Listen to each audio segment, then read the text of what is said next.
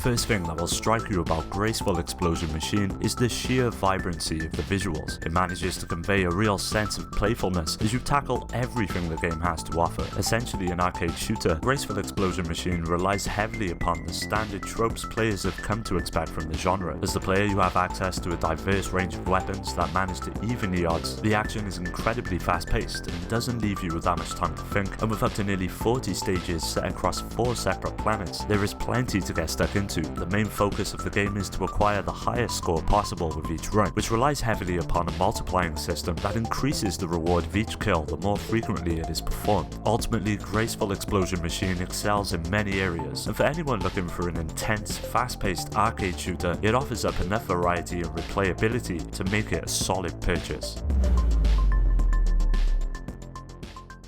Taking place on the desolate planet of Mars, you take up the role of an agent employed by an organization known as DAT to investigate the sudden regrouping of various terraforming units who have started to become a threat to the various colonies that occupy the planet. Taking many cues from the Armored Core series, each mission begins with selecting which machine and loadout you would like to utilize, and as you would expect, the level of customization is incredibly vast. A wide array of weaponry and augmentations are afforded to the player. As you take on each skirmish, you are joined by 3 AI-controlled units that can be fully customized as well. Admittedly, the controls can at first take a while to get used to, but in no way does it detract from what otherwise is a competent experience.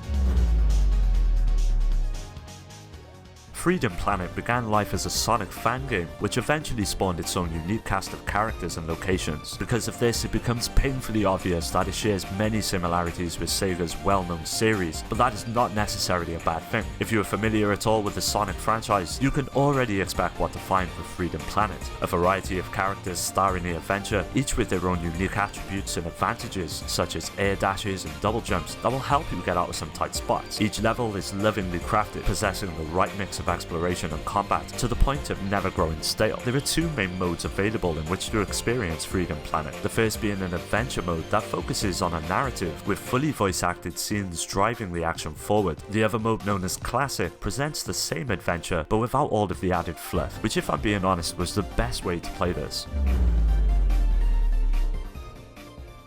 Gotcha Racing Second is all about customization, and with up to 700 parts to unlock and utilize, it's easy to see why. Whilst racing, you earn money which can be spent on a virtual gotcha machine in order to receive new parts, and this is where a lot of the fun resides. The joy of finally building a dream machine to take to the roads, and with up to 16 courses that comprise the game, each offering plenty of variety in both location and layout, it never manages to get old. On the gameplay front, each machine feels responsive and conveys a light-hearted arcade experience, with not a lot of emphasis on realism, which in our opinion goes a long way in contributing to the fun factor of each race. Your standard single-player modes are included, as well as a multiplayer mode to share the fun with friends in a convenient way. Largely thanks to the intuitive setup of the Switch controllers, anyone can jump in with you at any time. Gotcha Racing Second offers up an intoxicating retro experience that's easy to pick up and play either on the go or at home, and for the price it is well worth it.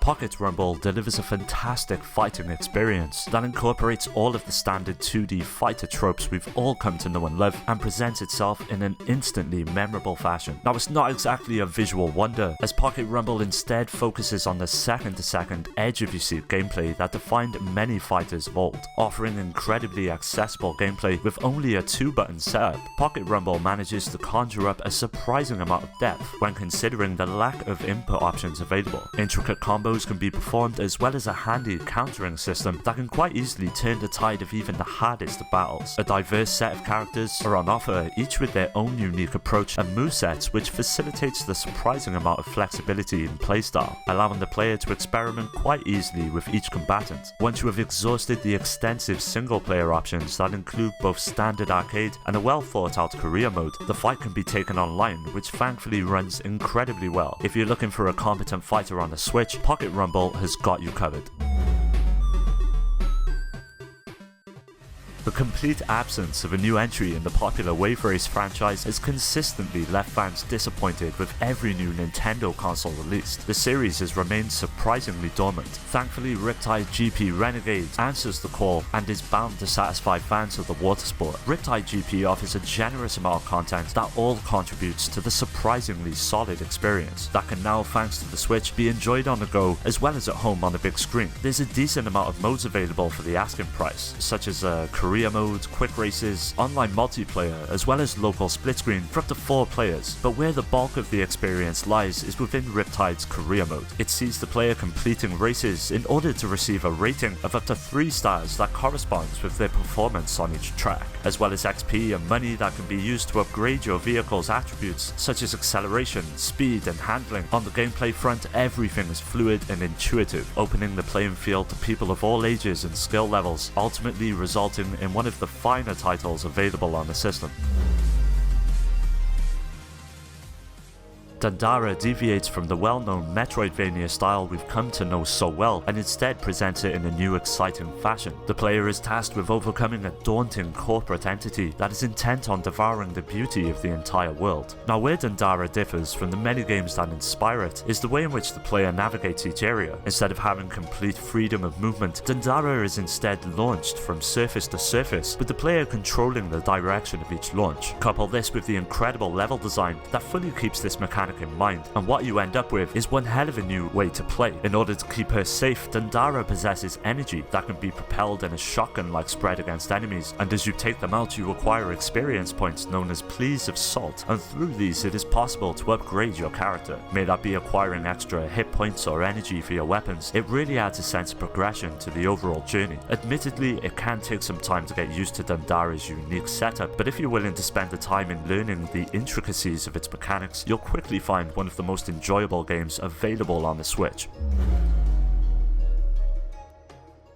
Crawl is a top-down dungeon crawler with a twist, mainly its emphasis upon multiplayer that sees players take control of the hunter as well as that of the hunted, with the goal of one player being to escape the dungeon and ultimately defeat a boss that resides there, whilst the other players are tasked with taking control of each dungeon's enemies in order to hinder the hero's efforts. Gameplay-wise, it's a pretty simple setup with only 2 buttons at your disposal, one being a standard attack, with the other controlling special abilities that can be acquired through the use of in-game shops. Although Crawl is an outstanding multiplayer game, when playing the game alone it can sometimes fall short due to the lack of difficulty and diversity of the AI, and with the lack of an online mode it really doesn't do it any favours, but that in no way deters from what it gets right.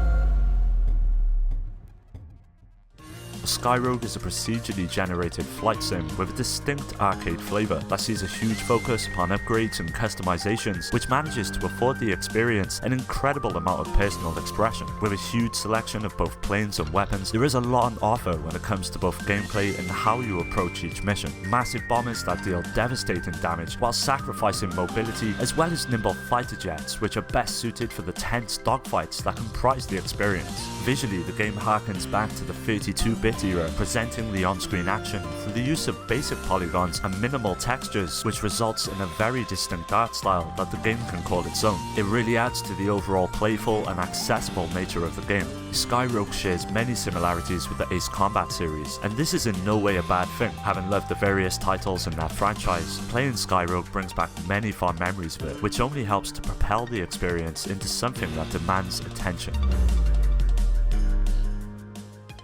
Furi is a game that embodies the very meaning of the word and presents an incredible experience that will no doubt have you wanting to throw your controller at the screen due to the sheer level of difficulty present. It's essentially a hack and slash game that really harkens back to the likes of Devil May Cry, but what makes it stand out from its contemporaries is the way in which Furi is structured. Each encounter is essentially a boss battle, which is strung together with narrative-focused exploration that conveys the game's surprisingly engaging story. When it comes to gameplay, each battle turns into a rush of trying to figure out the enemy's attack patterns and to ultimately take advantage of the various techniques at your disposal. You're armed with a samurai sword and a blaster, but also possess an incredible level of agility, which hugely comes into play when encountering foes. But what makes Furi unique is the complete lack of cheap shots that in some experiences are just included to inflate a false sense of difficulty. Seriously, if you suck at Furi, it's not the game's fault, it's yours. It truly encourages the player to experiment and get to grips with the mechanics, and once that has been been achieved, Furi becomes an unforgettable experience.